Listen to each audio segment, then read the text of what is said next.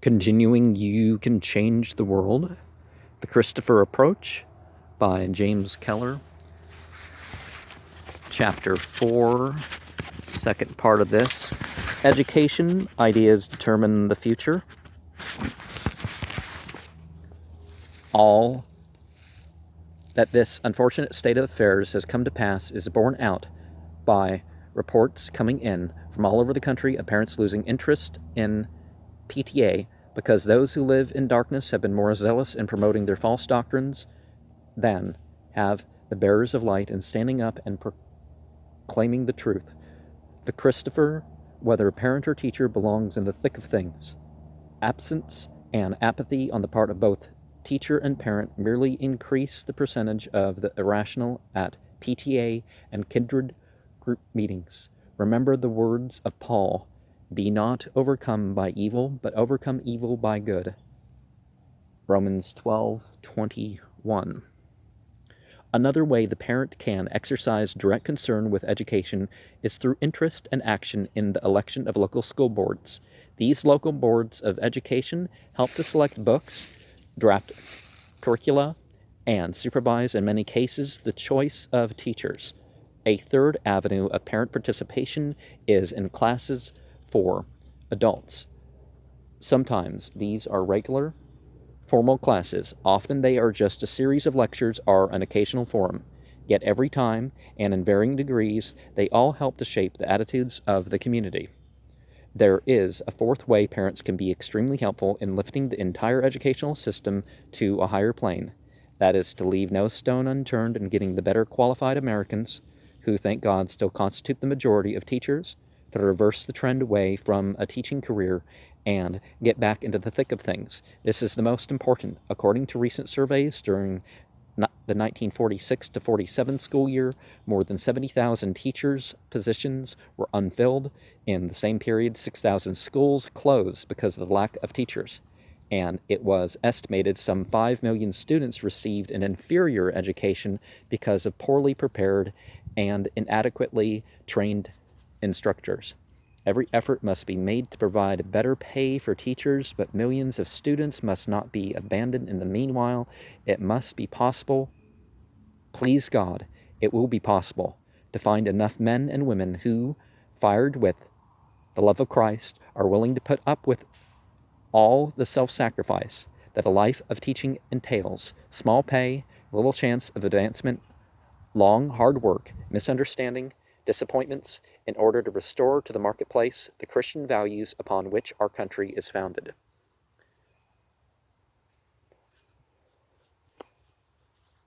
And, well, teaching used to be a sort of average paying job, I guess. And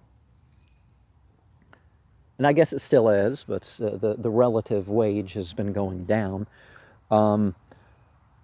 As trained as some teachers are, it is lower paid than a lot of the things that we hear mentioned.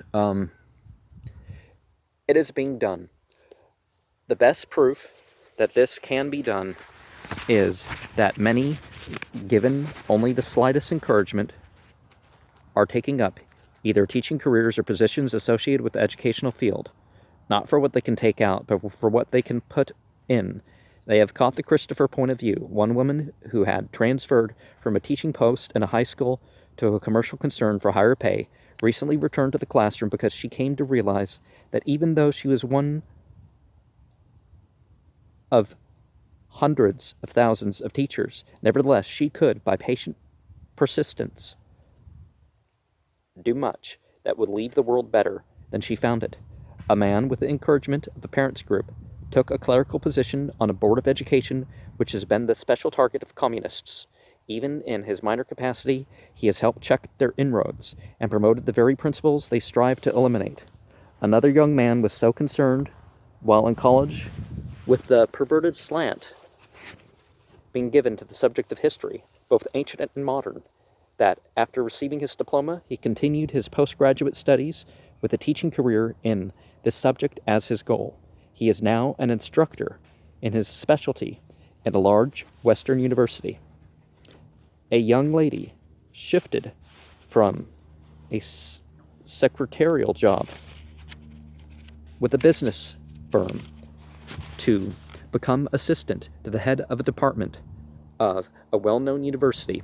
All sorts of obstacles were placed in her path in an attempt to discourage her, but that only spurred her on the more. She became increasingly convinced that people like herself should forsake their own little words and petty comforts and get into the fight for good with the same determination that others were showing in the fight for evil.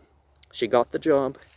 Now, in many different ways, she influences the teaching of thousands of students. At one well-known boys' school, there is a teacher who went there with a specific purpose in mind.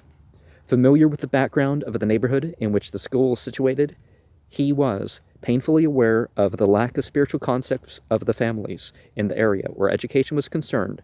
This condition passed on to their children was brought home to him very pointedly one day in class when a young student, hearing him expound on the need for spiritual values in everyday living, exclaimed, "Gee, sir, don't tell us you believe in that tribe." It was a hard pill to swallow, but this teacher didn't lose his temper. Instead, kindly but firmly, he has kept hammering away at his beliefs, and has had the satisfaction of having more than one boy come up to him and tell him that they were beginning to see daylight at last. A superintendent of schools in one of the New England states has remained at his post despite many flattering offers to enter business. It isn't the easiest thing in the world, meeting the expenses of a large family with what I make, especially when I could earn a lot of money if I got out of the educational field. This man told us recently, but I've made up my mind to stay where I am. The good I can do in helping train young people in sound principles more than makes up for what I lose financially. Well, of course, you can pass on a lot of principles without requiring the theological thing to be passed on with it. And people acting like you need the whole package with it, or you can't transfer these things, prevents stuff on both sides, right? 4. People like these and millions more like them, there are other tremendous opportunities to put into daily practice the Christopher ideal. The student. Individually, the student can find 4 different fields in which his or her chance to be a Christopher is unexcelled. They are the classroom, the school club, the campus, and the campus activities, and the students' movements. In the classroom, many subjects lend themselves to teaching through pupil participation and discussion. Student participation in shaping classroom opinion, however, should not degenerate into an endless and annoying repetition of hackneyed phrases, because that, for Christopher, will defeat your very purpose. Hackneyed phrases.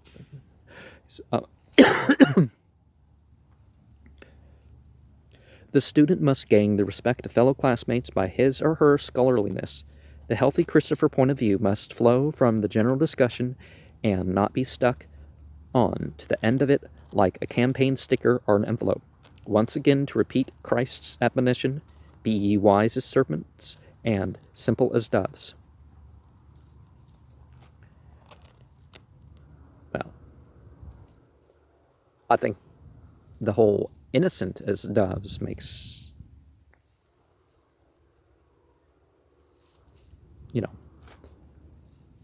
is a more useful way to say it. But the school club, the student club, is a regular feature of the American educational life. Typical are sports clubs, language clubs, debating societies, and the like.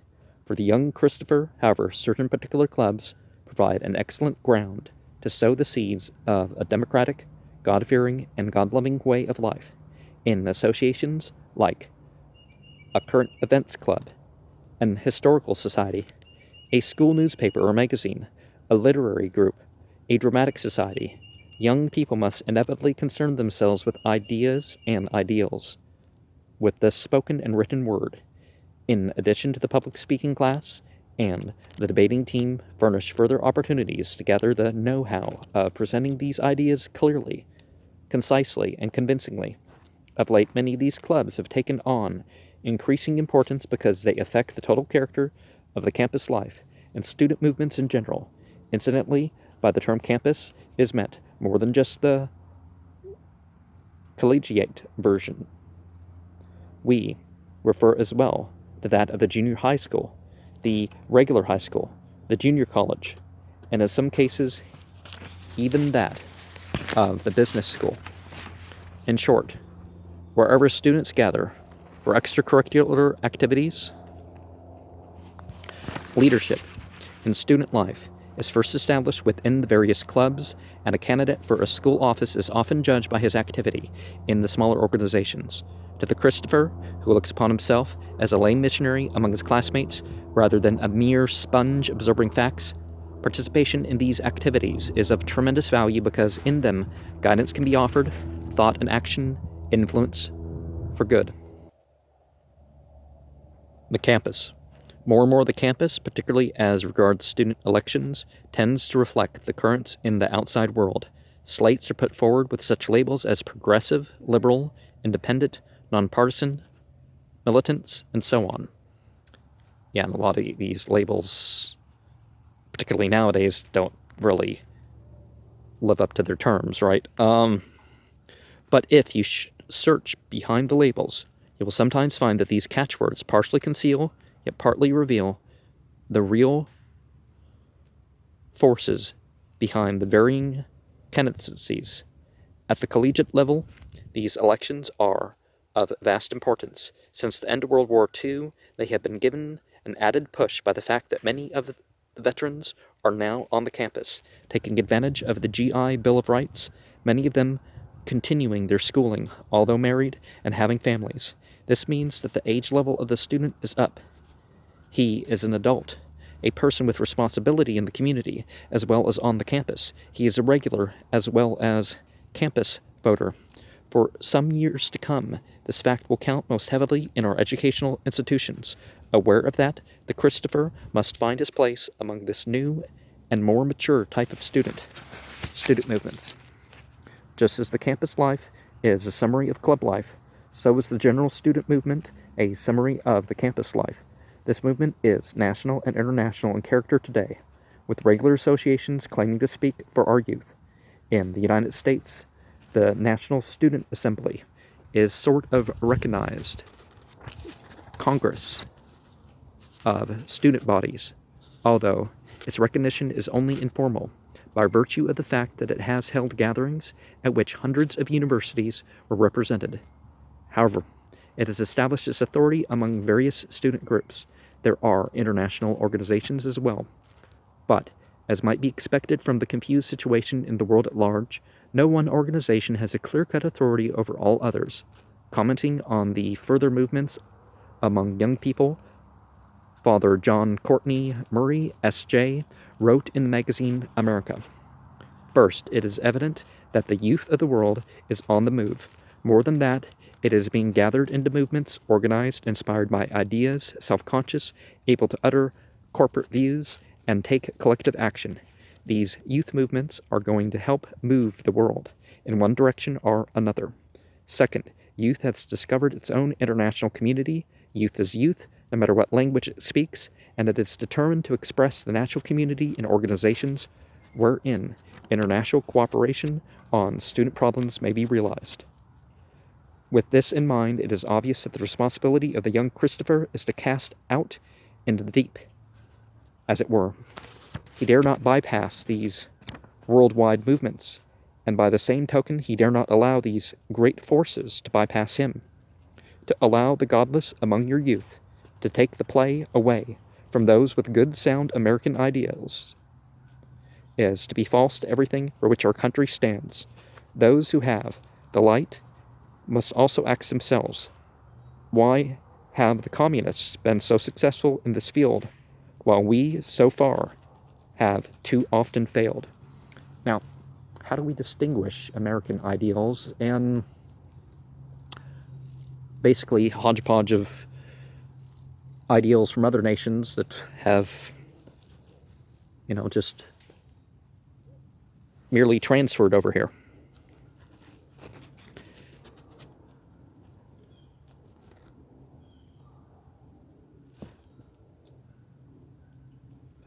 The answer lies in the fact, well, I'm not answering that by this, but the answer lies in the fact that the doers of evil practice with an entirely different motive, what Christianity preaches.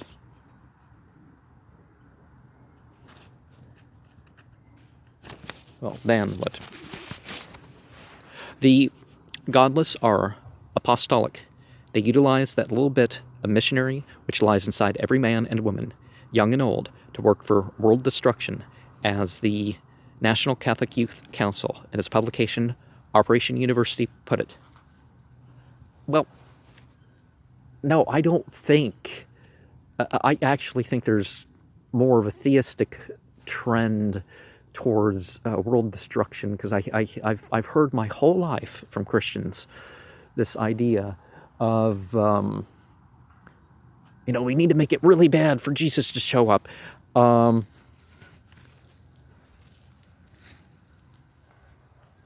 Now, I'm not saying that all Christians are like that. I just think that that's more common from that sort of viewpoint. Because certainly people who are utterly materialist want to live in this world for its sake. They don't want to destroy it. They want to take advantage of it. But anyways, they put it, the more concrete reasons for communist success are quite prosaic. Clear aims. The leaders know exactly what they want, and the whole group moves directly and coherently because of this work towards the goal set up. Hard work. Militant communists will work any number of consecutive hours without sleep, not stopping to eat, performing menial routine tasks with the energy of a Christian saint. Well, everybody needs breaks and sleep and all that, but a sense of dedication. Communists are completely devoted to fostering the class struggle and to spreading the tenets of their dynamic creed. They will unstintingly sacrifice themselves for the cause. Initiative. As a result of the combination of the above factors, they have succeeded in capturing the initiative. It is communists who advocate the immediate and complete abolition of the glaring injustices, especially of modern capitalistic society. Well, we can maintain capitalistic society without the injustices, can't we? They, the logical conclusions of the warped premises of capitalism, are the most articulate in advocating the patricide of the system which begot them. Plausibility. They have learned the art of presenting their doctrines of violence and bloodshed to American audiences, at least, in a sugarcoating of democratic terminology, freedom, non-discrimination, lifting of oppression, rights of the underprivileged, etc. Training in parliamentary procedure, by which a small group can control a parliamentary assembly, and in the techniques of mass persuasion, by which they can animate and direct the mob. We who possess the truth must likewise have clear aims, initiative, a sense of dedication for what is good. We must work unceasingly, learn the art of plausibility, and devote ourselves to train and to be trained, to bring back Christ into our schools and our classrooms and into all phases of life.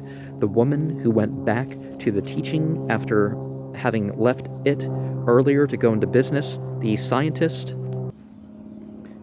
who left his laboratory and took a cut in pay in order to bring strong Christian values into the teaching end of science, the man who took a clerical job on a board of education so that he could do his bit to check the inroads of communism in that particular group, the secretary who became an assistant to the department head of a well-known university so she could get into the fight for good with the same determination that others were showing in battling for evil. These and thousands more like them have shown what can be done to overcome evil by good.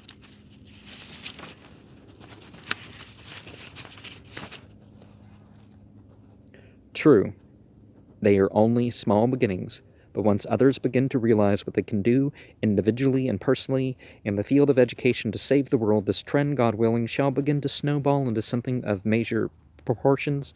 Then shall personal considerations and conveniences slip back into being matters of secondary importance. The thrill of building instead of destroying, of spreading light instead of darkness, peace instead of confusion, love instead of hatred will more than compensate for any sacrifices entailed.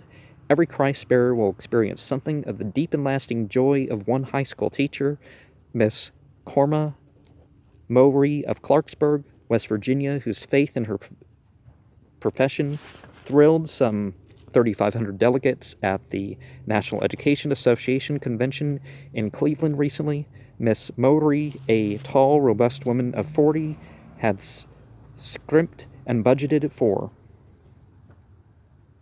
12 months to save the $125 needed to make the trip to Cleveland because it was, as she put it, the high point in my year. As it turned out, her presence at the convention was the high point in the year's activities for the majority of those present. During the discussion about overcrowding in America's schools, Miss Mowry arose and told her colleagues about the situation in Clarksburg. She told how she taught 5 classes a day, a total of 176 students, and how under those circumstances she could hardly cover the subject matter of the course, let alone give the students the individual attention they needed. In addition, she went on, she presides an hour each day over the study hall. She is a chairman of the student assembly, chairman of the school spirit committee, homeroom advisor for 35 students, coach for junior class plays, chairman of the faculty social committee. As if these were not enough tasks for one person to shoulder, Miss Mowry, because she thought it a good teacher's duty to belong to education groups, added that she is a director of her local teachers association, vice president of the West Virginia NEA, an active member of the American Association of University Women and of Delta Kappa Gamma, an education society. She teaches Sunday school classes and is regularly called upon to help in Clarksburg's Red Cross and community chest drives. After school, she must grade papers, prepare for the next day's schoolwork, help her sister with the housework, find time to visit the mothers and fathers of problem pupils. She admitted she rarely sees a movie, does practically no reading beyond what is required for her classwork, and is annoyed to find herself slipping out of touch with the news. She climbs into bed each night exhausted. After 20 years of teaching, to quote Time magazine, Corma Mowry, with a master's degree from Duke, takes home $276 a month, 9 months of the year. Summers she organizes teachers' conferences for the state education department. I guess you might say, she concluded dryly, that I am overworked and underpaid, but I stay in teaching because I like it. There is a satisfaction to it that is missing from most jobs, even better paid ones. The realization that you are making an important contribution to the lives of individuals gives you the zest to go on. And as a teacher, you can insert little things subtly, right? Surely there are, at least 1 million persons of all faiths in our country who have the same determination to further the common good of all as Miss Mowry. What inspiration they will impart to the 30 million students who look for and have a right to expect the best training that the best Americans can and will give them. But let us not forget for one moment that a change for the better will take place only when, as, and if those who know better, the good, God-fearing parents, teachers, and even students dedicate themselves to this Christ-like task. After all, it comes down to a matter of arithmetic. Only in proportion as the bearers of light must go into the important field of education, will the darkness disappear. If only a few go, then most of the darkness must remain. Make no mistake about it, the fate of our country and the world for a long time to come may depend on whether these 1 million Americans accept or reject the personal responsibility and privilege of showing as much interest in teaching the tens of millions in our schools the right things as tens of thousands of others are intent on instilling in them the very evil that will wreck their lives, their country, and their world.